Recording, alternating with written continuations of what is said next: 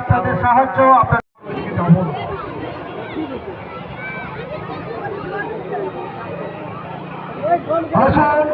যেতে পারেন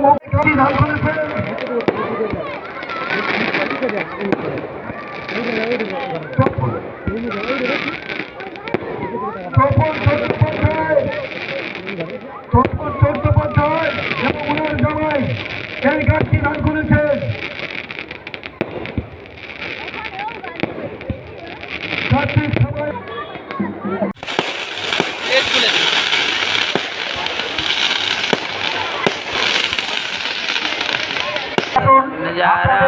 আপনাদের সাহায্য আপনাদের সহানুভূতিতে আমাদের এই মন্দির আমাদের এই অনুষ্ঠান আগামী দিনে আরো যাতে সুন্দরভাবে সম্পন্ন হতে পারে, তাই আপনাদের সাহায্য আপনাদের সহানুভূতি আপনাদের দান আমরা প্রার্থনা করছি।